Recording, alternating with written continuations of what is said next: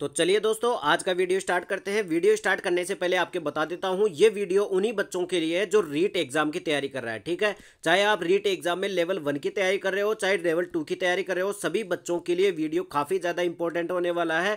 इस वीडियो के अंतर्गत में साइकोलॉजी सब्जेक्ट जो मनोविज्ञान विषय है उसके 30 क्वेश्चन, सारे के सारे 30 क्वेश्चन कौन से होंगे जो प्रीवियस ईयर में बार बार रिपीट होने वाले क्वेश्चन है, उन्हीं को शामिल किया है और उन सभी का अपन 360 सॉल्यूशन करने वाले हैं। ध्यान रख लेना, ऐसा नहीं होगा कि क्वेश्चन पढ़ाया और उसका क्वेश्चन आंसर टिक कर दिया, ऐसा नहीं होगा। जबकि 360 सॉल्यूशन होगा, यानी कि उस क्वेश्चन से किस प्रकार से क्वेश्चन अभी तक एग्जाम में पूछे गए घुमा घुमा करके, और उसके ऑप्शनों से किस प्रकार के कौन कौन से क्वेश्चन अभी तक प्रीवियस ईयर में पूछे गए, उन सबका अपन डिटेल में सॉल्यूशन देखने वाले हैं। तो यह आज अपनी कौन सी क्लास होगी? क्लास नंबर 10वीं होगी। ठीक है, 9 क्लासों के अंतर्गत मैंने प्रत्येक क्लास में 30-30 क्वेश्चनों के माध्यम से साइकोलॉजी को कवर करवाया था। आज अपनी 10वीं क्लास होगी। अगर किसी ने पिछली 9 क्लासें नहीं देखी हो तो चैनल पर जाना, प्लेलिस्ट बना रखी है मनोविज्ञान के नाम से, उसमें जाकर के पिछली 9 क्लासें देख लेना। तो बिना किसी देरी की वीडियो स्टार्ट करते हैं। अगर आपने अभी तक चैनल को सब्सक्राइब नहीं किया तो चैनल को सब्सक्राइब कर दीजिए, वीडियो पसंद आए तो वीडियो को लाइक भी कर देना। जैसा कि आप सबको पता है कि इस पीडीएफ के अंतर्गत 1000 अपने प्रीवियस ईयर के क्वेश्चन थे साइकोलॉजी के, जिसमें से अपन 90 क्वेश्चन तक बात कर चुके थे। प्रत्येक क्लास में अपन 30 क्वेश्चन बात करने वाले हैं। तो आज अपन 91 से स्टार्ट करेंगे और 91 से लेकर के 120 तक अपन टोटल 30 क्वेश्चन कंप्लीट करने वाले हैं। ठीक है, तो आज का हमारा पहला क्वेश्चन है क्वेश्चन नंबर 91। देखो भाई साहब, अपने को सूची 1 और सूची सेकंड को सुमेलित करना है कुल मिलाकर के। अब देखो, सूची 1 में तो दे रखा है, इधर तो मनोवैज्ञानिकों के नाम दे रखा है। ठीक है, और दूसरी सूची में दे रखा है गेस्टाल्टवाद, संरचनावाद, कर्तव्यवाद, व्यवहारवाद। आपने अगर साइकोलॉजी पढ़ रखी होगी तो आपको सबको पता होगा कि ये सभी क्या है, संप्रदाय है, मनोविज्ञान के संप्रदाय यानी कि स्कूल है। ठीक है, तो मनोविज्ञान के संप्रदाय या स्कूल को अपने को सुमेलित करना है कि कौन से मनोवैज्ञानिक ने कौन सी जो स्कूल थी वो दी थी। ठीक है, तो आपको सबको एक बार याद करा देता हूं। देखो भाई साहब, सबसे पहले देखे अपन, तो पिछली कक्षाओं में मैंने काफी बार आपको समझाया होगा कि वाटसन के द्वारा कौन सा, वाटसन को किसका जनक कहा जाता है? व्यवहारवाद का जनक कहा जाता है। आप सबको पता है कि वाटसन ने व्यवहारवाद की संप्रदाय दिया था। इसके अलावा कोपका, वर्दीमर और कोहलर 3 मनोवैज्ञानिक थे जिन्होंने कौन सा सिद्धांत दिया था? गेस्टाल्टवाद दिया था। कौन सा दिया था? गेस्टाल्टवाद संप्रदाय किसने दिया था? कोपका, वर्दाइमर और एक कौन सा था? कोहलर। तीनों ने मिलकर के गेस्टाल्टवाद की थ्योरी दी थी और वाटसन ने दी थी व्यवहारवाद की। 2 ऑप्शन थे, हो गए अपने के। इसके अलावा आपने अगर पढ़ा होगा तो टिचनर नाम का एक मनोवैज्ञानिक था। टिचनर ने कौन सा सिद्धांत दिया है? तो टिचनर ने दिया है संरचनावाद का। कौन सा दिया है? संरचनावाद का। और जॉन डीवी ने कौन सा दिया है? कर्तव्यवाद का। ठीक है, तो ये तो आंसर हो जाएगा अपना। एक बार मैं मिलान करके बता देता हूं कि वाटसन का तो कौन सा हो जाएगा? व्यवहारवाद हो जाएगा। वाटसन का तो कौन सा हो जाएगा? व्यवहारवाद हो जाएगा। कोपका का कौन सा हो जाएगा? कोपका का हो जाएगा कौन सा? गेस्टाल्टवाद। ठीक है, इसका हो जाएगा ग। ठीक है, ग कौन सा हो जाएगा?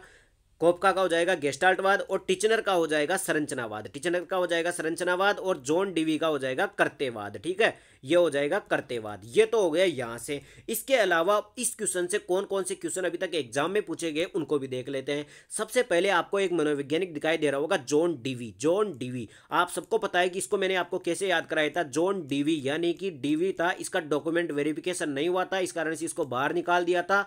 यानी कि इसका क्वेश्चन ऐसे पूछता है कि कौन सा मनोवैज्ञानिक नहीं है। 4 ऑप्शन दे देगा आपको और उनमें से पूछेगा कि कौन सा मनोवैज्ञानिक नहीं है। तो ध्यान रख लेना, जॉन डीवी एक मनोवैज्ञानिक नहीं है। याद कैसे कराया था? बट डीवी से याद रख लेना, इसको डॉक्यूमेंट वेरिफिकेशन में बाहर निकाल दिया था, इस कारण से ये मनोवैज्ञानिक नहीं है। ठीक है, याद करने का आपको तरीका बताया था। इसके अलावा अगर अपन देखें तो यहां से एक आ रहा है गेस्टाल्टवाद। गेस्टाल्टवाद आपने सबने सुना होगा। सबसे पहले तो सबसे ज्यादा एग्जाम में पूछा जाता है कि गेस्टाल्टवाद जो संप्रदाय है किसने दिया था। तो इसमें 3 वैज्ञानिक अपने पास, एक तो है कोपका, कौन है? एक तो है कोपका, एक है अपने पास कोहलर, कौन है? कोहलर, और एक कौन है? वर्दीमर। ठीक है, इन 3 मनोवैज्ञानिकों के द्वारा ये थ्योरी दी गई थी गेस्टाल्टवाद की। ठीक है, कोपका हो जाएगा, कोहलर हो जाएगा और वर्दीमर हो जाएगा, इनके द्वारा गेस्टाल्टवाद दिया गया था। एक क्वेश्चन पूछा जाता है कि गेस्टाल्टवाद जो थ्योरी है वो किस घटना पर आधारित है? तो ये 5-5 घटना पर आधारित है। किस पर आधारित है? 5-5 घटना पर आधारित है। ये भी काफी बार एग्जाम में पूछा जा चुका है। इसके अलावा और क्वेश्चन क्या है भाई? गेस्टाल्टवाद हमेशा पूर्ण आकार की बात करता है, यानी किसी भी समस्या की पूरी समस्या की बात करता है, समग्रता पर विश्वास रखता है। ठीक है, ये बात हो गई गेस्टाल्टवाद की। यहाँ से इतने सारे क्वेश्चन अभी तक एग्जाम में पूछे जा चुके हैं। इसके अलावा अपन देखें व्यवहारवाद, तो आपको सबको पता है कि व्यवहारवाद का जनक किसको कहा जाता है, वाटसन को कहा जाता है। और वाटसन के बारे में आपने कौन कौन से क्वेश्चन एग्जाम में पढ़ चुके हैं, मैंने बताया था पिछली 9 क्लासों के अंतर्गत। सबसे पहला क्वेश्चन तो व्यवहारवाद का जनक किसको कहा जाता है, वाटसन को कहा जाता है। वाटसन ने अपने एक बच्चे पर प्रयोग किया था, वो उसका नाम क्या था, अल्बर्ट, ठीक है। अपने एक छोटा सा बेटा था 11-12 साल का, उसके ऊपर प्रयोग किया था और उसका क्या नाम था, अल्बर्ट था। ये भी एग्जाम में पूछा हुआ है। इसके अलावा एक वैज्ञानिक मतलब एक ऐसा कथन है जो एग्जाम में बहुत ज्यादा वाटसन से रिलेटेड पूछा जाता है, ठीक है। वाटसन ने कहा था, इनका पूरा नाम है जेबी वाटसन, क्या है, जेबी वाटसन। इन्होंने कहा था कि मुझे कोई सा भी बच्चा दे दो और आप जो बोलोगे वो बना दूंगा, यानी कि अगर आप डॉक्टर बोलोगे तो मैं डॉक्टर बना दूंगा, इंजीनियर बोलोगे तो इंजीनियर बना दूंगा। तो ये कथन किसका है, तो ये वाटसन का कथन है और बहुत बार एग्जाम में अभी तक पूछा जा चुका है, ठीक है। तो ये हो गया इस क्वेश्चन से रिलेटेड। भाई अपने को सूची 1 और सूची 2 को मिलान करनी थी। इसमें एक तरफ तो संप्रदाय दे रखे थे, एक तरफ मनोवैज्ञानिक दे रखे थे, और इस क्वेश्चन से किस प्रकार अभी तक एग्जाम में क्वेश्चन पूछे जा चुके हैं वो भी मैंने आपको बता दिया। अब बढ़ते हैं अगले क्वेश्चन में। क्वेश्चन नंबर 2 यानी कि इस पीडीएफ का हो जाएगा क्वेश्चन नंबर 92। देखो भाई साहब, क्वेश्चन नंबर 92 है, इनमें से कौन सा विकास का एक सिद्धांत नहीं है। Very very important question. बाल विकास वाली जो यूनिट है अपने रीट सिलेबस के अंतर्गत, उसमें से विकास का सिद्धांत दे रखे हैं, ठीक है। विकास के बहुत सारे सिद्धांत है, तो ये पूछ रहा है कि इनमें से कौन सा विकास का सिद्धांत नहीं है। देखो भाई साहब, विकास संशोधन योग्य है, बिल्कुल सही बात है, विकास का संशोधन किया जा सकता है। विकास केवल संस्कृति से शासित और निर्धारित होता है, तो हाँ भाई, विकास संस्कृति से भी शासित होता है और निर्धारित होता है। विकास जीवन पर्यंत होता है, बिल्कुल सही बात है, जन्म से लेकर के मृत्यु तक, यहाँ तक कि ये गर्भावस्था से स्टार्ट हो जाता है और मृत्यु तक चलता रहता है, यानी जीवन पर्यंत चलता रहता है, बिल्कुल सही बात है। और विकास वंशानुक्रम और पर्यावरण दोनों से प्रभावित होता है। देखो यहाँ पे बातें पूरी सही है, लेकिन केवल एक बात गलत है, यहाँ पे क्वेश्चन भी गलत पूछ रखा है। देखो यहाँ पे पूछ रहा है विकास का कौन सा सिद्धांत नहीं है, तो विकास संशोधन योग्य है, बिल्कुल सही बात है। विकास जीवन पर्यंत, बिल्कुल सही बात है। विकास वंशानुक्रम और पर्यावरण दोनों से प्रभावित होता है, बिल्कुल सही बात है। लेकिन विकास केवल, यहाँ पर केवल शब्द गलत लिख रखा है, विकास केवल संस्कृति से शासित और निर्धारित नहीं होता है, जबकि इस पर समाज का प्रभाव पड़ता है, वंशानुक्रम का भी प्रभाव पड़ता है। तो यहाँ पर केवल शब्द गलत हो जाएगा और इसका आंसर बी होगा। ध्यान रख लेना, यहाँ पे करेक्शन करना, इसका आंसर बी होगा। निम्न में से कौन सा विकास का सिद्धांत नहीं है, तो यहाँ पर केवल शब्द गलत हो गया, इस कारण से इसका आंसर होगा ऑप्शन बी, ठीक है। आगे बढ़े, अगला क्वेश्चन देखते हैं। Question number 93, very very important, कई बार एग्जाम में पूछा जा चुका है। क्वेश्चन नंबर 93 है, शिक्षा मनोविज्ञान का संबंध है एजुकेशनल साइकोलॉजी का संबंध किससे है। बताओ भाई साहब, एजुकेशनल साइकोलॉजी का संबंध किससे है। बहुत बार एग्जाम में पूछ चुका है और पिछली क्लासों के अंतर्गत भी इस क्वेश्चन को पूछा गया था, लेकिन यहाँ पर घुमा करके, ऑप्शनों को घुमा करके पूछा गया है कि एजुकेशनल साइकोलॉजी का संबंध किससे है। बताओ भाई साहब, शिक्षक से है, बिल्कुल सही बात है। शिक्षण से है, टीचिंग से, और कक्षा कक्ष के वातावरण से नहीं भाई साहब। और डी ऑप्शन भी देख लेते हैं अपन, डी ऑप्शन है विद्यार्थी से। तो ध्यान रख लेना, जो अपना जो एजुकेशनल साइकोलॉजी होती है उसका संबंध किससे होता है, शिक्षण से भी होता, अपना शिक्षक से भी होता है, यानी जो पढ़ाने वाला होता है उससे भी होता है, शिक्षण से भी होता है, टीचिंग से भी होता है, कक्षा कक्ष के वातावरण से भी होता है, और विद्यार्थी से भी होता है, यानी कि पढ़ने वाला, पढ़ाने वाला क्या पढ़ा रहा है उस पर, और कक्षा कक्ष के वातावरण पर। उपयुक्त सभी हो जाएगा, क्या हो जाएगा, उपयुक्त सभी हो जाएगा। आंसर किसका, शिक्षा मनोविज्ञान का संबंध सभी से है, ठीक है। तो ये क्वेश्चन कई बार एग्जाम में पूछा जाता है, इनके ऑप्शनों को ढंग से देख लेना। आगे बढ़े, अगला क्वेश्चन देखो भाई साहब। क्वेश्चन नंबर 94, एक प्रभावशाली अध्यापिका होने के लिए यह महत्वपूर्ण है। देखो भाई साहब, एक प्रभावशाली अध्यापिका होने के लिए क्या चीज महत्वपूर्ण है, तो एक एक ऑप्शन को देखते हैं। पुस्तक से उत्तरों को लिखाने पर बल देना चाहिए, बिल्कुल गलत बात है। अगर आप पुस्तक को देख देख करके उत्तर लिखाओगे तो प्रभावशाली अध्यापिका कैसे बन सकते हो, आप तो नकल कर रहे हो। समूह गतिविधि के बजाय व्यक्तिगत दिगम पर ध्यान देना चाहिए। समूह गतिविधि की बजाय व्यक्तिगत दिगम पर ध्यान देना चाहिए, बिल्कुल नहीं। आपको व्यक्तिगत अधिगम पर भी ध्यान देना चाहिए और समूह गतिविधि पर भी ध्यान देना चाहिए, दोनों चीजों पर ध्यान देना चाहिए, तो ये बात भी गलत हो जाएगी। इसके अलावा ऑप्शन सी क्या दे रखा है कि विद्यार्थियों के द्वारा प्रश्न पूछने के कारण उत्पन्न व्यवधान की अनदेखी करना चाहिए, बिल्कुल गलत बात है। अगर स्टूडेंट कोई क्वेश्चन पूछ रहा है तो उसको आंसर देना चाहिए, उसको अनदेखा या इग्नोर नहीं करना चाहिए। प्रत्येक बच्चे के संपर्क में रहना चाहिए, बिल्कुल सही बात है कि एक प्रभावशाली अध्यापिका बनने के लिए आपको प्रत्येक बच्चे के साथ में संपर्क में यानी टच में रहना चाहिए कि उसको क्या दिक्कत है, उसकी रुचि किस में है, उसकी आवश्यकताएं क्या है, उसकी क्या क्या कमियां हैं, उनको दूर करना चाहिए। आगे बढ़े।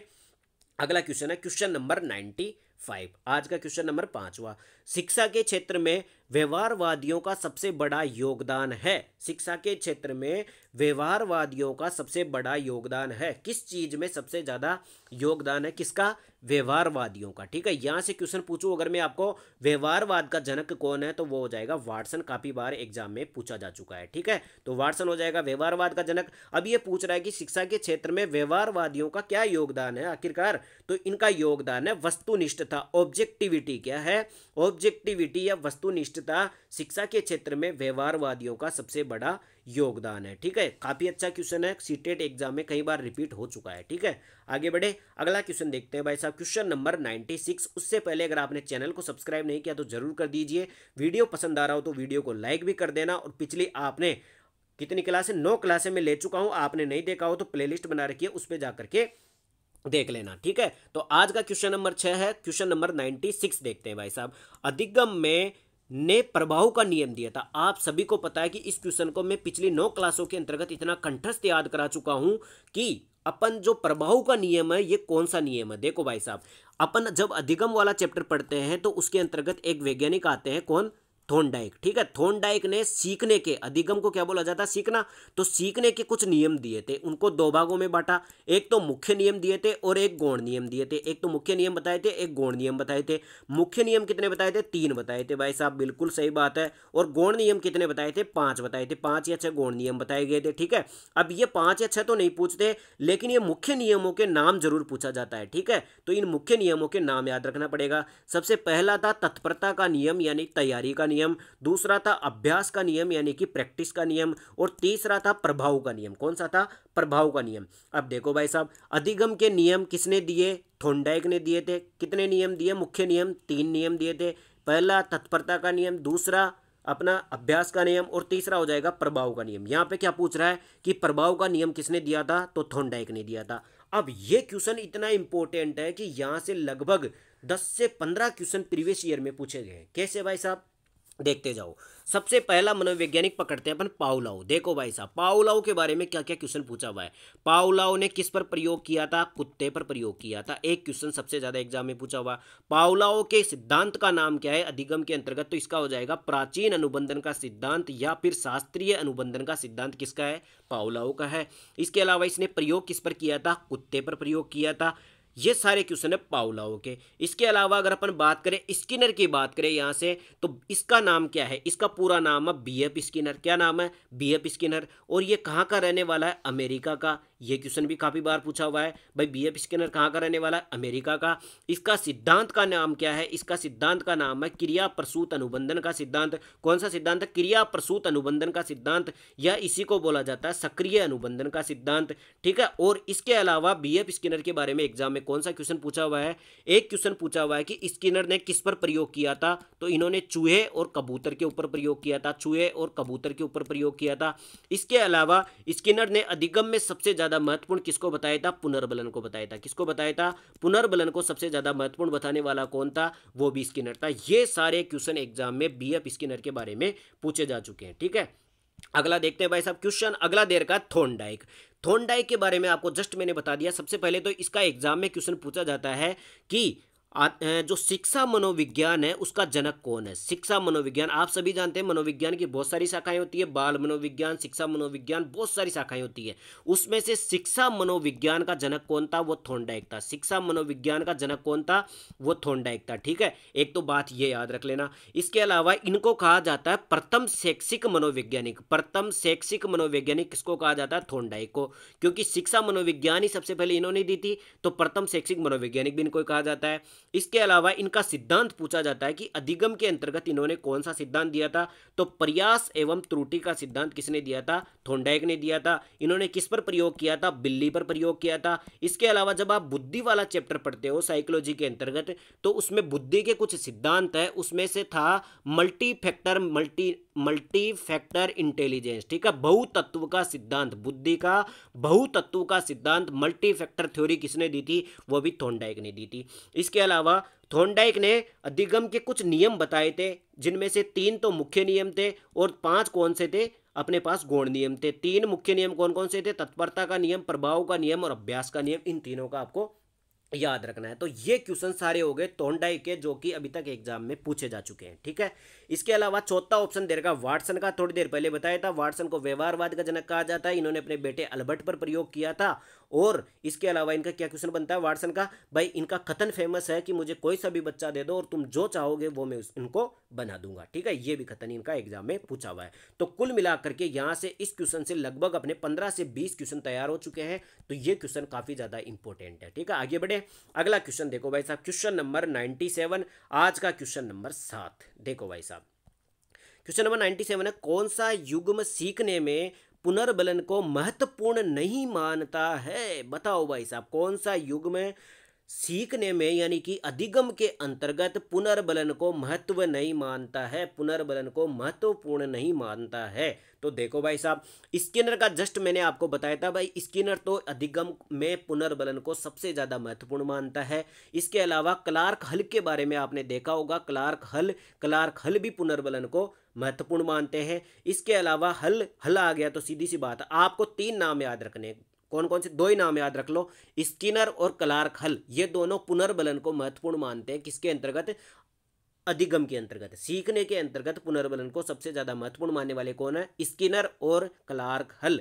इनके अलावा जो भी आ जाए वो नहीं मानते। अब देखो भाई साहब, टोलमैन और गुथरी आ गया तो ये इनको नहीं मानते, यानी कि सीखने में पुनर्बलन को महत्वपूर्ण नहीं मानते। आगे बढ़े, अगला क्वेश्चन देखो भाई साहब। इसके अलावा देखो, इसके ऑप्शनों से देखते हैं। स्किनर के बारे में आप सबको बता दिया मैंने। इसके अलावा क्लार्क हल का सिद्धांत तो आप सबको पता है कि कौन सा है, पुनर्बलन का सिद्धांत, या पर अपन बोल सकते हैं पुनर्बलन का सिद्धांत या सब्लिमेशन का सिद्धांत किसका है, क्लार्क हल का है। इसके अलावा गुथरी का पता है आपको, गुथरी ने जो अपने आदतें सुधारने के लिए 3 बताई थी, जैसे किसी को आदत सुधारनी हो, किसी को नई चीज की हैबिट डालनी हो, तो आपको किस प्रकार से क्या करना पड़ता है, इसके बारे में किसने बताया था, गुथरी ने बताया था, ठीक है।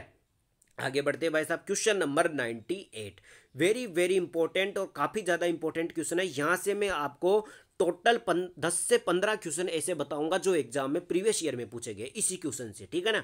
तो सबसे पहले बात करते हैं प्रासंगिक अंतर्बोध परीक्षण, यानी कि टीएटी का विकास द्वारा किया गया था। यहाँ पे ये पूछ रहा है कि ये जो टीएटी परीक्षण था, इस टीएटी परीक्षण को किसने बनाया था, इसका विकास किसने किया था।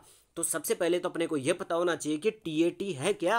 ये टीएटी है व्यक्तित्व परीक्षण, पर्सनैलिटी की परीक्षण, यानी पर्सनैलिटी को टेस्ट करने का एक टेस्ट है। कुल मिलाकर के आपके व्यक्तित्व, आपकी पर्सनैलिटी की जांच करने का एक टेस्ट है, उसका नाम है टीएटी टेस्ट। क्या नाम है, टीएटी टेस्ट। इसमें से आप टी का नाम याद रख लेना, एग्जाम में पूछा हुआ है कि टी का मतलब क्या होता है। टी का मतलब होता है प्रासंगिक, या अंग्रेजी में बोलते हैं टेंटेटिव। क्या बोलते हैं इसको, टेंटेटिव बोला जाता है किसको, टी का, ठीक है। इसका अर्थ पूछा हुआ है एग्जाम में टी, ठीक है। और ये किसका मतलब परीक्षण कौन सा है, ये व्यक्तित्व की जांच करने वाला एक परीक्षण है। और ये किसके द्वारा दिया गया था, ये दिया गया था मॉर्गन और मुर्रे के द्वारा। किसके द्वारा दिया गया था, मॉर्गन प्लस मुर्रे के द्वारा ये दिया गया था टीएटी टेस्ट, ठीक है।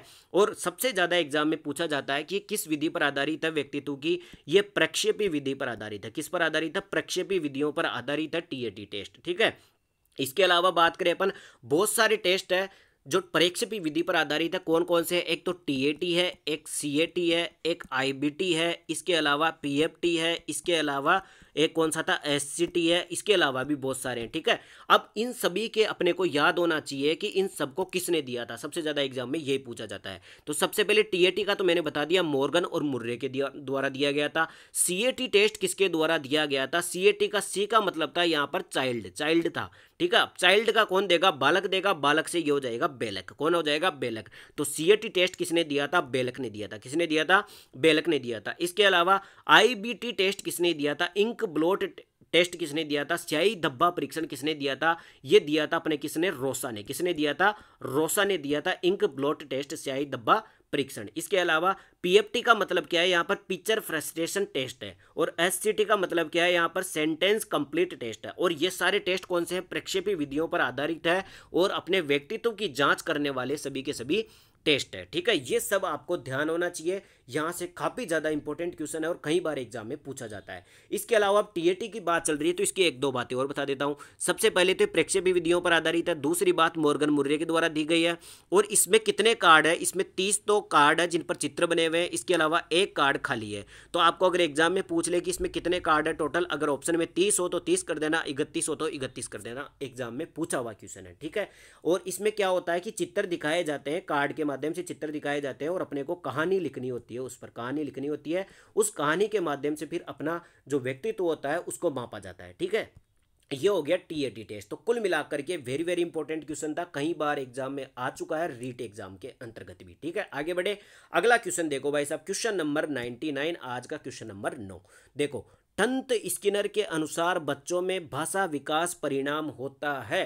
भाई स्किनर, बीएफ स्किनर को आप जानते हो, उनके अनुसार बच्चों में भाषा का विकास परिणाम होता है। किस चीज से भाषा का विकास होता है, किस चीज से भाषा का विकास होता है, तो हमेशा भाषा का विकास होता है, देखो पुनर्बलन तो होना चाहिए, पुनर्बलन तो स्किनर जहां पे भी आ जाए पुनर्बलन तो होगा। ठीक है, और अनुकरण, अनुकरण और पुनर्बलन के माध्यम से भाषा का विकास होता है। अनुकरण यानी कि नकल करना, नकल करके और उसको पुनर्बलन देना, उसको बार बार दोहराना, उसके माध्यम से भाषा का विकास होता है। तो स्किनर के अनुसार भाषा विकास किसका परिणाम है, अनुकरण व पुनर्बलन का परिणाम भाषा विकास। वेरी वेरी इंपॉर्टेंट है और अच्छा क्वेश्चन भी है। ठीक है, आगे बढ़े, अगला क्वेश्चन देखो भाई साहब, क्वेश्चन नंबर 100 इस पीडीएफ का, और आज का हमारा क्वेश्चन नंबर 10। देखो भाई साहब, शब्द समान तत्व निम्न में से गहन संबंध रखता है। शब्द समान तत्व निम्न में से गहन संबंध रखता है, किस चीज से यह गहरा संबंध रखता है, कौन सा, शब्द समान तत्व। तो शब्द समान तत्व किससे संबंध रखता है, यह रखता है समूह निर्देशन से। किससे, ग्रुप जो इंस्ट्रक्शन होते हैं, समूह निर्देशन से सबसे ज्यादा संबंध कौन रखता है, शब्द समान तत्व रखता है। ये काफी ज्यादा गहरा क्वेश्चन भी है और कई बार एग्जाम में, मतलब एक दो बार एग्जाम में पूछा हुआ क्वेश्चन भी है। ठीक है, तो इसको सीधा याद रख लेना। इसके अलावा क्वेश्चन नंबर 101 देखते हैं, आज का क्वेश्चन नंबर 11। ठीक है, उससे पहले अगर आपने चैनल को सब्सक्राइब नहीं किया तो जरूर कर दीजिए। पिछली क्लासें नहीं देखी हो तो चैनल पर जाना, प्लेलिस्ट बना रखी साइकोलॉजी के नाम से, पिछली 9 क्लासें देख लेना। ठीक इसी प्रकार से मैंने 30-30 क्वेश्चन प्रत्येक क्लास में आपको सॉल्यूशन करवाया है। ठीक है, तो क्वेश्चन नंबर 101 है, शिक्षण अधिगम की सूचना प्रक्रिया। शिक्षण अधिगम की सूचना प्रक्रिया यानी कि जो इंफॉर्मेशन प्रोसेस होती है, जिस अधिगम सिद्धांत से संबंधित है वह कौन सा है। इंफॉर्मेशन प्रोसेस किस अधिगम सिद्धांत से संबंधित है, बताओ भाई साहब, बताओ आप। इंफॉर्मेशन प्रोसेस यानी सूचना प्रक्रिया अधिगम के किस सिद्धांत से संबंधित है, तो ये हो जाएगी संज्ञानात्मक सिद्धांत से। किससे है, संज्ञानात्मक सिद्धांत से। आप सभी को पता है कि अपने अधिगम के अंतर्गत कई प्रकार के सिद्धांत थे, कुछ थे व्यवहारवाद पर आधारित, कुछ थे संज्ञानवाद संज्ञानात्मक पर आधारित, कुछ थे शास्त्रीयवाद पर आधारित और कुछ थे गेस्टाल्टवाद पर आधारित। तो आपकी जो सूचना प्रक्रिया होती है, इंफॉर्मेशन प्रोसेस होती है, वो किस पर आधारित होती है, वो होती है संज्ञानात्मक सिद्धांत पर आधारित। अब आप मुझे कमेंट करके ये बताओ कि संज्ञानात्मक सिद्धांत पर आधारित किसका सिद्धांत है, तो आप सबको पता होगा जीन पियाजे का। किसका है, जीन पियाजे का सिद्धांत संज्ञानात्मक विकास का सिद्धांत है। कौन सा है, जीन पियाजे का सिद्धांत कौन सा है, संज्ञानात्मक विकास का सिद्धांत है। काफी बार एग्जाम में पूछा जा चुका है और इसके अंतर्गत अपने विकास की 4 अवस्थाएं बताई गई है। उन चारों अवस्थाओं का आपको नाम भी याद रखना पड़ेगा, कौन कौन सी है। एक तो सेंसरी मोटर स्किल, एक है प्री ऑपरेशनल स्टेज, एक है ऑपरेशनल स्टेज और एक कौन सी है, फॉर्मल स्टेज। मैं इसलिए भी नहीं बता रहा हूं क्योंकि मैं पिछली 9 क्लासों के अंतर्गत बार बार आपको 10 बार कम से कम बता चुका हूं और आपको याद भी हो गया होगा कि जीन पियाजे से हर एग्जाम के अंतर्गत 2 क्वेश्चन बनते हैं। 30 में से 2 क्वेश्चन जीन पियाजे के 100% पूछे जाएंगे। आपको चारों अवस्थाओं का नाम भी याद रखना है और इनका आयु वर्ग भी याद रखना है। 0 से 2 वर्ष, इसके बाद में 3 से 7 वर्ष, इसके बाद में 8 से 12 वर्ष और एक हो जाएगा 13 से 18 वर्ष। ये चारों स्टेज की उम्र भी याद रखनी है और इस सिद्धांत का नाम भी याद रखना है, संज्ञानात्मक विकास का सिद्धांत। ठीक है, तो यहां से अब और कौन सा क्वेश्चन बन सकता है, मैंने गेस्टाल्टवाद की पूरा बता दिया आपको, भाई किसने दिया था, कौन सी घटना पर आधारित है और क्या इसका मतलब होता है। इसके अलावा व्यवहारवाद के बारे में बता दिया, भाई वाटसन ने दिया था और वाटसन के बेटे का नाम अल्बर्ट था, ये बता दिया। संज्ञानात्मक विकास के सिद्धांत से संबंधित बता दिया मैंने जीन पियाजे के बारे में। ठीक है, आगे बढ़ते हैं भाई साहब, यहाँ से हो गए सारे के सारे क्वेश्चन। आगे बढ़ते हैं, क्वेश्चन नंबर 102 देखो भाई साहब। क्वेश्चन नंबर 102 है, सीखने की प्रक्रिया में विद्यार्थी द्वारा की गई त्रुटियों के संबंध में आपकी दृष्टि से निम्नलिखित में से कौन सा कथन सर्वोत्तम है, सबसे बढ़िया कौन सा है। भाई सीखने की प्रक्रिया में क्या होते हैं कि अधिगम करने के दौरान विद्यार्थी कई सारी त्रुटियां करते हैं, तो उसके संबंध में आपकी दृष्टि से सबसे बढ़िया क्या है। तो विद्यार्थी को कभी भी त्रुटियां नहीं करनी चाहिए, बिल्कुल गलत बात है ये तो। भाई त्रुटियां ही नहीं करेगा तो सीखेगा कैसे, जब वो सीखेगा तो गलतियां तो होगी सही। त्रुटियां अधिगम प्रक्रिया का भाग है, बिल्कुल सही बात है। जिस प्रकार अपन कहते हैं कि कंपटीशन की तैयारी करने वाले बच्चे में असफलता उसकी एक तैयारी का ही भाग होता है, उसी प्रकार त्रुटियां भी अधिगम की प्रक्रिया का ही भाग होती है। विद्यार्थी की लापरवाही के कारण त्रुटियां होती है, बिल्कुल नहीं, गलतियां किसी से भी हो जाती है। कभी भी विद्यार्थी त्रुटियां कर सकते हैं, हाँ कर सकते हैं, बिल्कुल सही बात है। तो कुल मिलाकर के हमारी तरफ से सबसे बढ़िया जो राय होगी वो होगी कि त्रुटियां क्या होती है, अधिगम प्रक्रिया का भाग होती है। त्रुटियों को सुधारना चाहिए, उनसे सीखना चाहिए और आगे बढ़ता रहना चाहिए। आगे बढ़े, अपन भी आगे बढ़ते हैं। क्वेश्चन नंबर 103 देखो भाई साहब। क्वेश्चन नंबर 103 है, प्रयास एवं त्रुटि किस नियम पर आधारित है। बताओ भाई साहब, प्रयास एवं त्रुटि किस नियम पर आधारित है। सबसे पहले तो देखो इस क्वेश्चन से कौन कौन से क्वेश्चन एग्जाम में अभी तक पूछे जा चुके हैं। सबसे पहला पूछा जाता है कि प्रयास एवं त्रुटि का सिद्धांत किसने दिया था। प्रयास एवं त्रुटि का सिद्धांत किसने दिया था, तो वो दिया था किसने, थॉर्नडाइक ने। किसने दिया था, थॉर्नडाइक ने। देखो यहाँ पर पेन नहीं चल रहा है तो यहाँ पे लिख देता हूँ, थॉर्नडाइक ने दिया था। किसने दिया था, थॉर्नडाइक ने दिया था प्रयास एवं त्रुटि का सिद्धांत, सबसे पहली बात।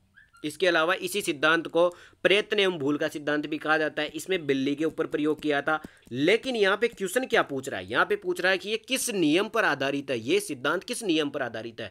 तो सीधी सी बात है, प्रयास एवं त्रुटि का मतलब हो गया आप प्रयास करते जाओगे फिर त्रुटि होगी, फिर प्रयास करोगे त्रुटि होगी, फिर प्रयास करोगे फिर त्रुटि होगी। तो कुल मिलाकर के इसमें बहुत सारी अनुक्रियाएं होती है। तो ये बहु अनुक्रिया पर आधारित है। कौन से नियम पर आधारित है, बहु अनुक्रिया पर नियम पर आधारित है। आप बार बार प्रयत्न करते रहो, आपसे गलतियां होती रहेगी, प्रयास करते रहो, त्रुटि करते रहो, प्रयास करते रहो, त्रुटि करते रहो, तो आप बहुत सारी अनुक्रियाएं करोगे। ठीक है, तो प्रयास एवं त्रुटि का सिद्धांत जो है वो किस नियम पर आधारित है, बहु अनुक्रिया के नियम पर आधारित है। किसने दिया है, थॉर्नडाइक ने दिया है। किस पर प्रयोग किया था, बिल्ली पर प्रयोग किया था। ठीक है, ये सारे क्वेश्चन हो गए एग्जाम में पूछे हुए।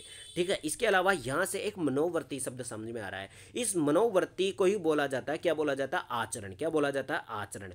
तो आचरण या मनोवर्ती के बारे में अगर कुछ भी पूछा जाए तो आप कौन से मनोवैज्ञानिक के पास जाओगे। मैंने आपको काफी बार याद करवाया था कि मनोवर्तीय आचरण के बारे में अगर आपको पूछा जाए तो आपको मैकडूगल के पास जाना है। किसके पास, मैकडूगल के पास जाना, विलियम मैकडूगल के पास चल जाना जब भी मनोवर्तीय आचरण की बात की जाए, क्योंकि इन्होंने 14 संवेग और 14 मनोवर्तियां बताई थी। ठीक है, आगे बढ़े, अगला क्वेश्चन देखो, क्वेश्चन नंबर 104। क्वेश्चन नंबर 104 है, शिक्षा मनोविज्ञान के संदर्भ में सर्वाधिक उपयुक्त कथन कौन सा है। एजुकेशनल साइकोलॉजी के बारे में सबसे बढ़िया कथन कौन सा है। तो शिक्षा मनोविज्ञान दर्शन शास्त्र की एक शाखा है। बताओ भाई साहब, शिक्षा मनोविज्ञान दर्शन शास्त्र की एक शाखा नहीं है, बल्कि इसको दर्शन शास्त्र की एक विषय माना गया था। ठीक है, लेकिन वर्तमान में वो विषय भी हटा दिया गया है। शिक्षा मनोविज्ञान मनोविज्ञान की शिक्षा के क्षेत्र में एक शाखा है, बिल्कुल सही बात है। आपको थोड़ी देर पहले भी बताया था मैंने, भाई मनोविज्ञान की बहुत सारी शाखाएं होती है, उसी में से एक शाखा है शिक्षा मनोविज्ञान। जैसे बाल मनोविज्ञान होती है, शिक्षा मनोविज्ञान होती है, बहुत सारी मनोविज्ञान होती है, तो एक शाखा है शिक्षा मनोविज्ञान। ठीक है, तो यहाँ से आप शिक्षा मनोविज्ञान एजुकेशनल साइकोलॉजी के बारे में समझ गए। ठीक है, आगे बढ़ते हैं भाई साहब। क्वेश्चन नंबर 105 क्या कहता है भाई साहब, बहुत तगड़ा क्वेश्चन है। क्वेश्चन नंबर 5 देखो, अ ब स तीन शिक्षार्थी या विद्यार्थी अंग्रेजी पढ़ते हैं जिनके अलग अलग लक्ष्य है। अ विषय रोचक है, यानी उसको विषय में इंटरेस्ट है और वह भावी जीवन में काम आएगा। ठीक है भाई साहब। ब कौन सा है, कक्षा में पहला स्थान प्राप्त करना चाहता है। और स जो बच्चा है वो परीक्षा उत्तीर्ण होने वाले ग्रेड प्राप्त हो जाए। ठीक है, कुल मिलाकर के 3 बच्चे हैं ABC नाम के। ये बच्चा है जिसको सब्जेक्ट के अंतर्गत इंटरेस्ट है। B बच्चा है जो कक्षा में फर्स्ट आना चाहता है। और C बच्चा है जो कक्षा में केवल पास होना चाहता है। क्या होना चाहता है, पास होना चाहता है। और A वाले को क्या है, इंटरेस्ट है। अब आप खुद ही बता दोगे। देखो अब क्वेश्चन पढ़ते हैं अपन। क्वेश्चन दे रखा, निष्पादन उपेक्षा व निपुणता का सही क्रम बताओ। भाई सबसे बढ़िया कौन है, सबसे बढ़िया आ जाएगा इंटरेस्ट वाला, सीधी सी बात है, ए वाला। फिर आ जाएगा बी वाला, फिर आ जाएगा सी वाला। सबसे बढ़िया कौन हो जाएगा? ए वाला। लेकिन अगर अपन यहाँ पे देखें निष्पादन के आधार पर, देखो अगर अपन खुद के हिसाब से बताते तो अपन बोलते भाई इंटरेस्ट जिसका है वो सबसे बढ़िया है, उसके बाद में जो फर्स्ट स्थान पाना चाहता है वो सबसे बढ़िया है, इसके बाद में जो पास होना चाहता है वो सबसे बढ़िया है। लेकिन ये कह रहा है कि निष्पादन के आधार पर, निष्पादन का मतलब होता है परफॉर्मेंस के आधार पर, यानी कि परफॉर्मेंस सबसे बढ़िया कौन देगा इनमें से, परफॉर्मेंस सबसे बढ़िया कौन देगा। तो आप सबको पता है कि जो बच्चा क्लास में फर्स्ट आना चाहता है वह परफॉर्मेंस सबसे बढ़िया देगा इंटरेस्ट वाले से भी, ठीक है। तो सबसे बढ़िया हो जाएगा ब बच्चा। कौन सा हो जाएगा? ब बच्चा, उसके बाद में स बच्चा और फिर हो जाएगा ए बच्चा, ठीक है। ब स ए हो जाएगा इसका आंसर। आगे बढ़ते हैं भाई साहब, क्वेश्चन नंबर 106, ठीक है। आगे बढ़ते हैं क्वेश्चन नंबर 106 पर। तो ये तो समझ में आ गया, ये अपने सीटेट एग्जाम में 2-3 बार रिपीट हो चुका है और हो सकता है कि अपने रीट एग्जाम में भी पूछ ले, तो आपको ये ध्यान रख के चलना है। आगे बढ़ते हैं भाई साहब, क्वेश्चन नंबर 106 क्या कहेगा? क्वेश्चन नंबर 106, बाल केंद्रित शिक्षा के लिए किस मनोवैज्ञानिक ने शिक्षा शास्त्रियों का ध्यान केंद्रित किया था? बताओ भाई साहब।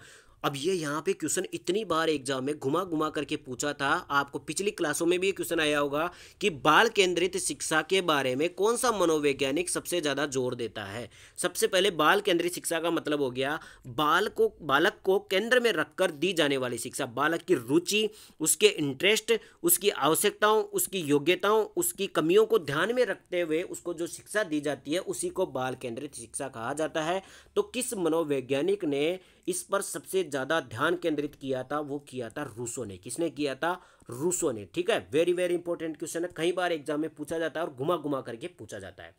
अब देखो भाई साहब, इस क्वेश्चन नंबर 106 से और भी बहुत सारे क्वेश्चन है जो एग्जाम में अभी तक पूछे जा चुके हैं। सबसे पहले कोहलर के बारे में, कोहलर के बारे में आप सबने सुना होगा। कोहलर, कोहलर का मैंने जस्ट आपको बताया था। कोहलर ने कौन सा अधिगम का सिद्धांत या कौन सा संप्रदाय दिया था? वो दिया था गेस्टाल्टवाद की थ्योरी, ठीक है। कोहलर ने कौन सा दिया था? गेस्टाल्टवाद की थ्योरी किसने दी थी? कोहलर ने दी थी, ठीक है। एक क्वेश्चन ये पूछा हुआ है इनके बारे में। सिगमंड फ्रायड के बारे में आपको मैंने काफी कुछ जानकारी दे रखी है कि सिगमंड फ्रायड का सिद्धांत कौन सा है? मनोविश्लेषणवाद का सिद्धांत। कौन सा है? मनोविश्लेषणवाद का सिद्धांत किसने दिया था? सिगमंड फ्रायड ने दिया था। और इन्होंने 3 शब्द दे रखे हैं जो एग्जाम में पूछे जाते हैं। इड वाला, एक हो जाएगा ईगो और एक हो जाएगा सुपर ईगो। ये तीनों शब्द किसने बताए थे? ये भी किसने बताए थे? सिगमंड फ्रायड ने बताए थे। इसके अलावा अचेतन मन के बारे में सबसे ज्यादा बात कौन करता है? वह करता है सिगमंड फ्रायड। ये भी एग्जाम में पूछा हुआ क्वेश्चन है, ठीक है। तो ये सारे क्वेश्चन हो गए सिगमंड फ्रायड के। रूसो का मैंने बता दिया कि बाल केंद्रित शिक्षा पर सबसे ज्यादा ध्यान केंद्रित किया था लोगों का। और स्किनर के बारे में मैं आपको सारा कुछ बता चुका हूँ। स्किनर के कौन कौन से अभी तक एग्जाम में क्वेश्चन पूछे हुए, पहला बता देता हूँ फटाफट से। इनका नाम, पूरा नाम BF स्किनर है। कहाँ के रहने वाले? अमेरिका के रहने वाले। इसका सिद्धांत कौन सा? क्रिया प्रसूत अनुबंधन का सिद्धांत। दूसरा नाम क्या है? सक्रिय अनुबंधन का सिद्धांत। और पुनर्बलन पर प्रयोग, पुनर्बलन को सबसे ज्यादा महत्वपूर्ण मानते हैं। प्रयोग किस पर किया था? चूहे और कबूतर पर प्रयोग किया था। ये सारे क्वेश्चन BF स्किनर के बारे में पूछे जा चुके हैं। आगे बढ़े, अगला क्वेश्चन देखो भाई साहब, question number 107। Very very important question, कई बार एग्जाम में आया है लेकिन घुमा घुमा करके पूछा जाता है। क्वेश्चन क्या है? अंतर्दृष्टि अधिगम परिणाम है। अंतर्दृष्टि अधिगम किसका परिणाम है? अंतर्दृष्टि अधिगम का मतलब होता है जहां पर अपन दिमाग का यूज करने लग जाते हैं तो उसको अंतर्दृष्टि अधिगम कहा जाता है, ठीक है। अंतर्दृष्टि या सूझ का सिद्धांत आप सबको पता होगा। अंतर्दृष्टि अधिगम किसका परिणाम है? तो ध्यान रख लेना, ये समग्राकृति प्रत्यक्षीकरण का सिद्धांत है। आपको कई बार एग्जाम में पूछेगा कि अंतर्दृष्टि एवं सूझ का सिद्धांत किस किस पर आधारित है? तो यह प्रत्यक्षीकरण पर आधारित है और समग्राकृति पर आधारित है। समग्राकृति का मतलब होता है पूर्ण आकार पर। पूर्ण आकार का मतलब हो गया कि कोई भी समस्या आपके पास आ गई तो आप क्या करोगे? उस पूर्ण समस्या का हल निकालोगे, उसका एक टुकड़े का इस हल नहीं निकालोगे, आप पूरी की पूरी समस्या का हल निकालोगे। तो इस अंतर्दृष्टि एवं अधिगम का जो सिद्धांत था, इसके अंतर्गत प्रत्यक्षीकरण और समग्राकृति, इन दोनों पर बात की जाती है और इन दोनों का परिणाम क्या होता है? अंतर्दृष्टि अधिगम होता है, ठीक है। ये काफ़ी ज़्यादा इंपॉर्टेंट क्वेश्चन था और इसको अलग अलग तरीके से हर बार एग्जाम में पूछा जाता है। तो कुल मिलाकर के आपको कभी भी अंतर्दृष्टि शब्द दिख जाए तो आपको समग्राकृति और प्रत्यक्षीकरण को जोड़ देना। इन दोनों के कारण ही क्या रिजल्ट निकलता है? अंतर्दृष्टि निकलता है, ठीक है। आगे बढ़े, अगला क्वेश्चन, क्वेश्चन नंबर 108 देखो भाई साहब। क्वेश्चन नंबर 108 क्या है, शारीरिक परिवर्तन के लिए जिन शब्दों का प्रयोग किया गया है, बताओ भाई साहब। शारीरिक परिवर्तन, अपन जब बाल विकास वाला चैप्टर पढ़ते हैं तो उसमें शब्द आते हैं वृद्धि और विकास, ग्रोथ एंड डेवलपमेंट। तो आप सबको पता होगा कि जो शारीरिक विकास होता है वो केवल वृद्धि के अंतर्गत आता है। किसमें आता है? शारीरिक विकास वृद्धि में आता है। और सभी प्रकार के विकास किसमें आते हैं? विकास के अंतर्गत आते हैं। तो शारीरिक परिवर्तन यानी कि शारीरिक वृद्धि हो रही है किसी प्रकार की, तो शारीरिक परिवर्तन किस में आते हैं? अभिवृद्धि में आते हैं, ग्रोथ के अंतर्गत आते हैं। ठीक है, किस में आते हैं? ग्रोथ के अंतर्गत आते हैं। और सभी प्रकार के विकास, चाहे आप शारीरिक विकास हो, मानसिक विकास हो, बौद्धिक विकास हो, सामाजिक विकास हो और नैतिक विकास हो, सभी प्रकार के विकास आ जाए तो वो विकास के अंतर्गत आते हैं, डेवलपमेंट के अंतर्गत। और परिपक्वता तो अपन सभी जानते हैं। ठीक है, तो ये सारे क्वेश्चन हो गए इससे रिलेटेड जो एग्जाम में पूछे जा चुके हैं। इसके अलावा क्वेश्चन नंबर 109 पर बढ़ते हैं। उससे पहले अगर आपने चैनल को सब्सक्राइब नहीं किया तो जरूर कर दीजिए।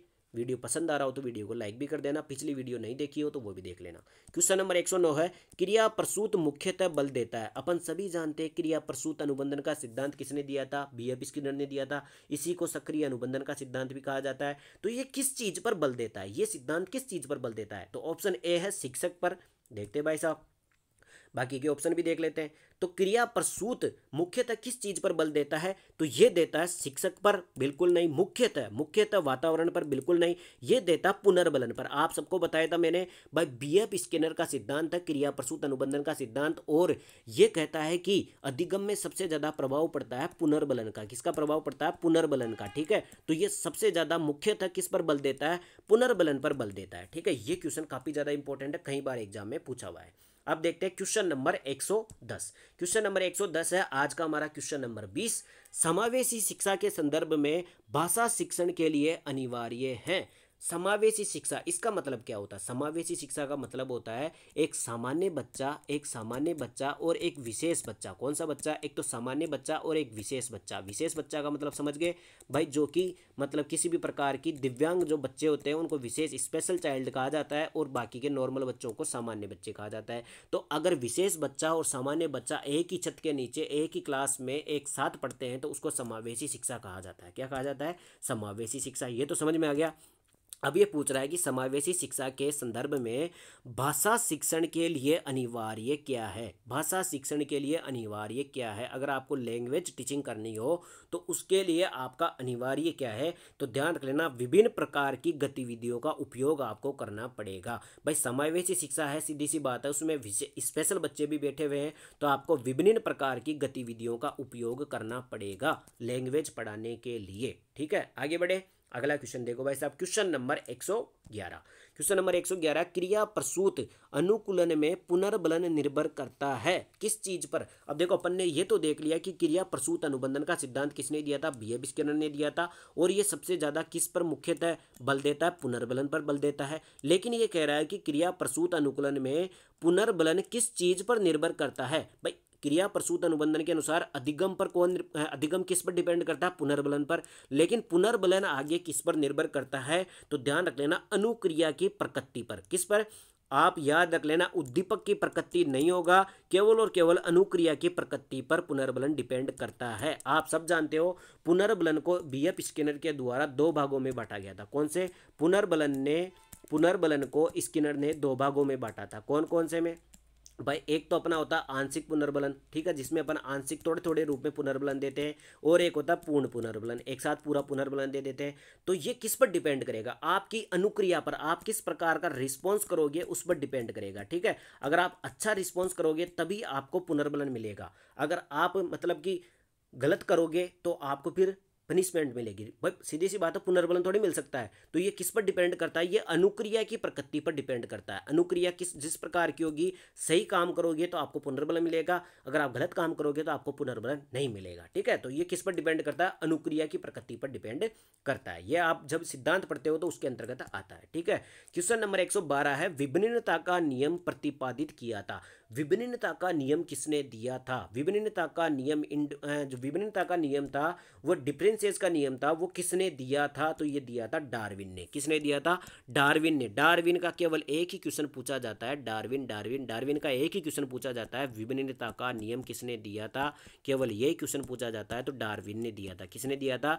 डार्विन ने दिया था विभिन्नता का नियम। ठीक है, आगे बढ़ते हैं। इसके अलावा यहाँ से अगर अपन देखें तो यहाँ से पावलोव के बारे में आपको बता दिया, इनका सिद्धांत कौन सा था, शास्त्रीय अनुबंधन का सिद्धांत या प्राचीन अनुबंधन का सिद्धांत कुत्ते पर प्रयोग किया था। ये दोनों क्वेश्चन इनके एग्जाम में पूछे जा चुके हैं। और ये कहाँ के रहने वाले थे, रूस के रहने वाले थे, ये भी एग्जाम में पूछा हुआ है। ठीक है, तो ये सारे क्वेश्चन हो गए इस क्वेश्चन से रिलेटेड। आगे बढ़े, अगला क्वेश्चन देखो, क्वेश्चन नंबर 113। उससे पहले अगर आपने चैनल को सब्सक्राइब नहीं किया है तो रिक्वेस्ट है कि सब्सक्राइब कर दीजिए। डेली सुबह 7 बजे आपकी साइकोलॉजी की क्लास डेली इसी चैनल पर अपलोड होती है, तो चैनल को सब्सक्राइब करोगे तभी आपके पास नोटिफिकेशन पहुंच जाएगा और आप क्लास को देख पाओगे। ठीक है, क्वेश्चन नंबर 113 क्या कहता है, धीमी गति से सीखने वाले बालकों के लिए अधिक उपयोगी सिद्धांत कौन सा है। भाई कोई बच्चा धीमी गति से सीखता है, मंद गति से सीखता है, तो अधिगम का कौन सा सिद्धांत सबसे बढ़िया है, ऐसे बच्चों के लिए कौन सा सिद्धांत सबसे बढ़िया है। तो ऐसा सिद्धांत है थॉर्नडाइक का सिद्धांत। कौन सा है, थॉर्नडाइक का सिद्धांत धीमी गति से सीखने वाले बच्चों के लिए सबसे ज़्यादा उपयोगी है। अब देखो ये क्वेश्चन इतना इंपॉर्टेंट है कि एग्जाम में इसके बहुत सारे क्वेश्चन पूछे हुए हैं। कैसे कैसे आपको बता देता हूँ। सबसे पहले तो धीमी गति से सीखने वाले बच्चों के लिए किसका सिद्धांत सबसे बढ़िया है, थॉर्नडाइक का सिद्धांत सबसे बढ़िया है। इसके अलावा कोहलर का सिद्धांत, आप सबको पता है कि कोहलर ने कौन सा संप्रदाय दिया था, गेस्टाल्टवाद का संप्रदाय दिया था। गेस्टाल्टवाद किस पर आधारित है, ये 5-5 घटना पर आधारित है। किस पर, 5-5 घटना पर आधारित है। और इसके अलावा थॉर्नडाइक का सिद्धांत की बात करें तो मैंने आपको सब कुछ बता दिया। प्रयास एवं त्रुटि का सिद्धांत, बार बार प्रयास करते रहोगे आप, त्रुटि करते रहोगे, उसके बाद में भी आप सीख जाओगे। ठीक है, तो जो धीमी गति से सीखते हैं उनके लिए सबसे बेस्ट है प्रयास एवं त्रुटि का सिद्धांत। हल का सिद्धांत आप सभी जानते हो, क्लार्क हल का सिद्धांत था, पुनर्बलन का सिद्धांत या सब्लिमेशन का सिद्धांत, और थ्रस्टन का सिद्धांत आप सभी जानते हो। ठीक है, तो ये सारे क्वेश्चन थे जो एग्जाम में पूछे गए हैं। इसके अलावा आगे बढ़े, अगला क्वेश्चन देखो, क्वेश्चन नंबर 114, 114वां क्वेश्चन देखो, क्वेश्चन नंबर 114, निम्नलिखित में से 1912 में किस संप्रदाय का प्रतिपादन हुआ था। देखो पूरा क्वेश्चन ही इस सन पर डिपेंड है। 1912 में कौन सा सिद्धांत दिया गया था, कौन सा संप्रदाय दिया गया था। 1912 में दिया गया था गेस्टाल्टवाद संप्रदाय। आप सबको याद रख लेना है। कैसे याद रखोगे, देखो इस क्वेश्चन को मैं आपको इतनी मस्त तरीके से याद कराऊंगा। आप सबको पता है कि जब जॉर्ज पंचम, कौन आ रहे थे, जॉर्ज पंचम या क्या पता कौन आ रहा था, उस टाइम पे क्या हुआ था, 1911 या 12 में 1911 और 1912 में कोई आ रहा था बाहर से। तो क्या हुआ, इंडिया के अंदर आ रहा था। तो इंडिया में क्या हुआ था, पहले अपनी जो भारत की राजधानी थी वो कोलकाता थी। क्या थी, कोलकाता। तो उसको वापस दिल्ली लाया गया था 1912 के अंतर्गत। तब लगा था दिल्ली दरबार, आप सबने पढ़ रखा होगा। तो दिल्ली दरबार लगा था 1912 के अंतर्गत। ठीक है, दिल्ली दरबार लगा था 1912 के अंतर्गत। तो आप सबको पता है कि 1912 में जब दिल्ली दरबार लग रहा था, क्यों लग रहा था ये दिल्ली दरबार, क्योंकि उसमें गेस्ट आ रहे थे, बाहर से गेस्ट आ रहे थे। तो अपन याद कैसे रखेंगे भाई, 1912 में दिल्ली दरबार लगा था, क्यों लगा था, क्योंकि उसमें गेस्ट आ रहे थे। तो गेस्टाल्टवाद हो जाएगा। क्या हो जाएगा, गेस्टाल्टवाद। सबसे मस्त तरीका है याद करने का, कैसे भी करो आपको तो याद करना है। तो 1912 में दिल्ली दरबार लग रहा था। क्यों लग रहा था दिल्ली दरबार, क्योंकि वहां पर गेस्ट बुलाए गए थे। कहाँ से गेस्ट बुलाए गए, तो कौन सा हो जाएगा, गेस्टाल्टवाद का संप्रदाय हो जाएगा। ये याद हो गया। इसके अलावा आप सबको पता है कि मनोविश्लेषणात्मक संप्रदाय किसने दिया था, तो ये दिया था सिगमंड फ्रायड ने। किसने दिया था, सिगमंड फ्रायड ने मनोविश्लेषणात्मक संप्रदाय दिया था।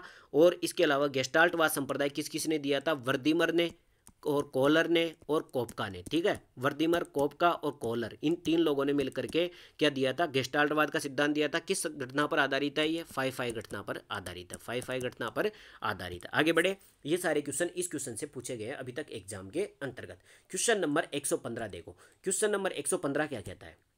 क्वेश्चन नंबर 115, निम्न में से किसमें ऐच्छिक व्यवहार उसके परिणामों से शक्तिशाली व कमजोर होता है। बताओ भाई साहब, निम्न में से किसमें ऐच्छिक व्यवहार, ऐच्छिक व्यवहार यानी अपनी इच्छा अनुसार किया गया व्यवहार उसके परिणामों से शक्तिशाली और कमजोर होता है। उसके परिणामों से शक्तिशाली और कमजोर होता है, तो वो होता है क्रिया प्रसूत के अंतर्गत। देखो अब ये क्या है, ये बहुत गहराई से पूछा हुआ क्वेश्चन है। कैसे, जब आप क्रिया प्रसूत अनुबंधन का सिद्धांत पढ़ोगे, क्रिया प्रसूत अनुबंधन का सिद्धांत पढ़ोगे, ये किसके अंतर्गत दिया गया था, अधिगम वाले चैप्टर के अंतर्गत। जब आप क्रिया प्रसूत अनुबंधन का सिद्धांत पढ़ोगे, किसने दिया था, ये स्किनर ने दिया था। किसने दिया था, स्किनर ने दिया था। इसमें क्या हुआ था कि कबूतर और चूहे के ऊपर प्रयोग कर रहे थे। किस पर प्रयोग कर रहे थे, कबूतर और चूहे पर प्रयोग कर रहे थे। अब इसमें क्या होता है कि कबूतर और चूहे को जिस दिशा के अंतर्गत जाना पड़ता है, अगर जैसे कि मान लो यहाँ बॉक्स है और इस कबूतर को यहाँ से यहाँ तक पहुँचना है, तो ये कबूतर अगर सही दिशा में जाता जाएगा तो क्या होगा कि इसका जो परिणाम होगा वो शक्तिशाली हो जाएगा, लेकिन जब वो इधर से भटकता हुआ इधर उधर भटकेगा तो उसको करंट लगता था। क्या लगता था? करंट लगता था। तो उसमें क्या हो जाएगा? उसका परिणाम हो जाएगा वो कमजोर हो जाएगा। तो ये कुल मिलाकर के पूरा का पूरा क्वेश्चन किस पर आधारित है? प्रयोग पर आधारित है भाई। उस ऐच्छिक व्यवहार, यहाँ पर कबूतर पर कोई प्रेशर तो है ही नहीं, अपने इच्छानुसार व्यवहार कर रहा है। अगर वो सीधी दिशा में चलता जाएगा और अपने लक्ष्य को हासिल कर लेगा तो उसका परिणाम शक्तिशाली हो जाएगा। अगर वो इधर उधर जाएगा तो उसके करंट लगेगा, उसका परिणाम कमजोर हो जाएगा। तो ऐच्छिक व्यवहार उसके परिणामों से शक्तिशाली व कमजोर होता है। ये किस पर आधारित है? क्रिया प्रसूत अनुबंधन के सिद्धांत पर आधारित है। बहुत गहरा क्वेश्चन है और कई बार एग्जाम में आ चुका है अभी तक, ठीक है। इसके अलावा प्राचीन अनुबंधन का सिद्धांत आप सबको पता है किसने दिया था? ये दिया था पावलोव ने। किसने दिया था? पावलोव ने। इसी सिद्धांत को क्या कहा जाता है? शास्त्रीय अनुबंधन का सिद्धांत भी कहा जाता है और कुत्ते के ऊपर प्रयोग किया गया था। और पावलोव कहाँ के रहने वाले थे? रूस के रहने वाले थे। कहाँ के रहने वाले थे? रूस के रहने वाले थे। एग्जाम में कई बार पूछा हुआ है, ठीक है। आगे बढ़े, आगे चलते हैं भाई साहब। क्वेश्चन नंबर 116 116वें क्वेश्चन पर चलते हैं अपन। उससे पहले अगर आपने चैनल को सब्सक्राइब नहीं किया है तो रिक्वेस्ट है सब्सक्राइब कर दीजिए। डेली क्लास सुबह 7 बजे मिलती है, उसका नोटिफिकेशन तभी मिल पाएगा, ठीक है। जेम्स ड्रेवर ने मनोविज्ञान को किस प्रकार का विज्ञान माना था? बताओ भाई साहब। जेम्स ड्रेवर एक अलग ही वैज्ञानिक है, मनोवैज्ञानिक है। इन्होंने क्या किया? साइकोलॉजी को एक अलग ही विज्ञान माना था। वो माना था शुद्ध विज्ञान। कौन सा माना था? शुद्ध विज्ञान। शुद्ध विज्ञान माना था, प्योर साइंस माना था। किसको? मनोविज्ञान को। अब ये तो रटना पड़ेगा भाई, सीधी सी बात है। जेम्स ड्रेवर ने प्योर विज्ञान माना था मनोविज्ञान को। आगे बढ़े, क्वेश्चन नंबर 117 देखो भाई साहब। क्वेश्चन नंबर 117, सीखने का करना कौन से पक्ष से संबंधित है? सीखने का करना कौन से पक्ष से संबंधित है? देखो भाई साहब, सीखने का एक करना, करना का मतलब होता है डू। किसी कार्य को करना क्या कहलाता है? करना, ठीक है, करना। कुल मिला के करना। तो सीखने का करना कौन से पक्ष से संबंधित है? सीधी सी बात है, किससे? गतिक क्षेत्र से संबंधित हो जाएगा। किससे भाई? कोई भी कार्य करेंगे तो गतिक क्षेत्र तो होगा, डायनेमिक मोशन ही तो होगा अपना, ठीक है। तो सीखने का मनोवैज्ञानिक क्षेत्र तो नहीं हो सकता, सीखने का संज्ञानात्मक क्षेत्र भी नहीं हो सकता, सीखने का भावनात्मक क्षेत्र भी नहीं हो सकता। कौन सा हो जाएगा? करना। किसी भी कार्य को करना, गतिक क्षेत्र में तो मोशन तो होगा भाई। किसी भी कार्य को करने के लिए अपने को मोशन तो करना ही पड़ेगा, डायनामिक मोशन तो करना ही पड़ेगा। तो गतिक क्षेत्र के अंतर्गत आता है करना, ठीक है। तो ये तो कॉमन सेंस का क्वेश्चन था, आप कर सकते थे। आगे बढ़ते भाई साहब। क्वेश्चन नंबर 118 क्या कहता है?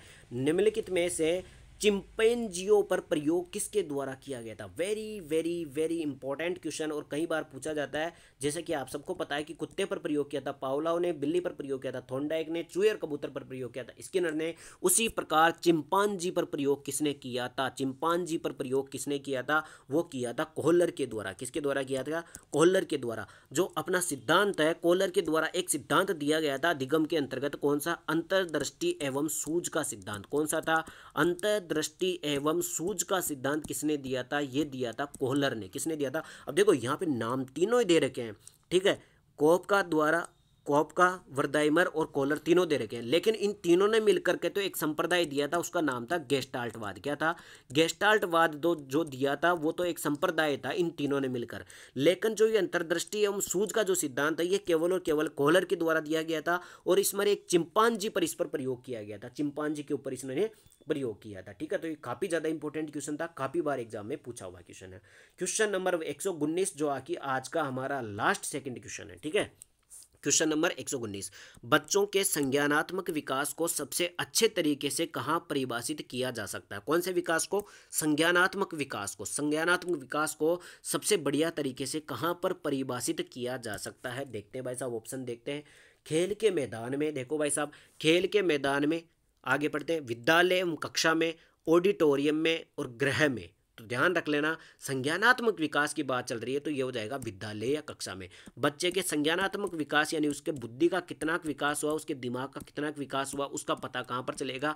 विद्यालय या कक्षा में ही पता चल सकता है। सबसे बढ़िया जो परिभाषित किया जा सकता है वो विद्यालय व कक्षा में ही किया जा सकता है। वेरी वेरी इंपॉर्टेंट क्वेश्चन था। आगे बढ़ते हैं, आज का हमारा लास्ट क्वेश्चन, क्वेश्चन नंबर 120 और आज की क्लास का 30वां क्वेश्चन। ध्यान रख लेना, ठीक है। क्वेश्चन नंबर 120 है, एक शिक्षक के लिए सबसे महत्वपूर्ण क्या है? एक शिक्षक के लिए सबसे महत्वपूर्ण क्या है? तो कक्षा में अनुशासन बनाए रखना महत्वपूर्ण है, लेकिन ये पूछ रहा है इन चारों में से सबसे महत्वपूर्ण क्या है?